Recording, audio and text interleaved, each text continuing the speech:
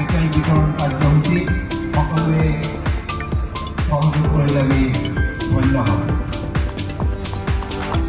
ধন্যবাদ সকলোৱে এবাৰ পুনৰবাৰ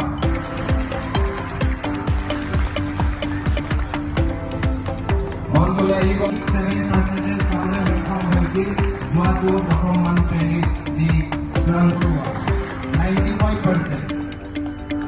সকলোৱে এতিয়ালৈ হাত নধৰিলে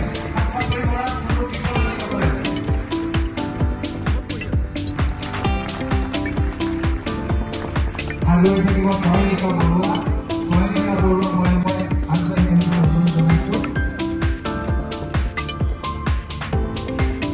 শিৱসাগৰ ইউনিভাৰ্চিটি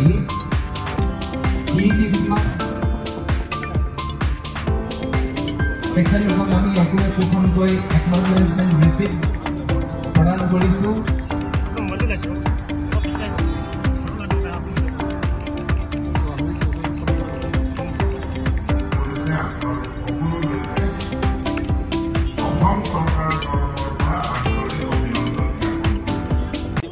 তাৰিখৰ পৰা বিকাশৰ 12 দিনৰ এক যাত্ৰা মাননীয় মুখ্যমন্ত্ৰী ডক্টৰ হিমন্ত বিশ্ব শৰ্মাৰ নেতৃত্বত আৰম্ভ হৈছে আৰু এই বিকাশৰ যাত্ৰাত আমাৰ 4টা বিভাগ শিক্ষা, বিত্ত, উদ্যোগ বিভাগ, এই 4টা বিভাগৰ অধীনত আমাৰ হিতাধিকাৰীসকললৈ তেওঁলোকৰ বিভিন্ন ধনৰাশি আৰু তেওঁলোকৰ বঁটাসমূহ আমি বিতৰণৰ কাৰ্যসূচী লৈছিলোঁ।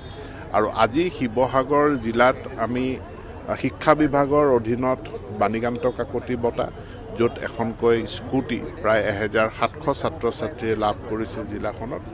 তাৰ উপৰি আনন্দৰাম বৰুৱা বঁটা, মেট্ৰিকত 75% নম্বৰ লৈ পাছ কৰা প্ৰায় 1200 ছাত্ৰ ছাত্ৰীয়ে বঁটা লাভ কৰিছে। আৰু ইয়াৰ উপৰিও 9ম শ্ৰেণীত অধ্যয়নৰত 7700 ছাত্ৰ ছাত্ৰীলৈ চাইকেল বিতৰণৰ কাৰ্যসূচী আজি আমি শুভাৰম্ভ কৰোঁ।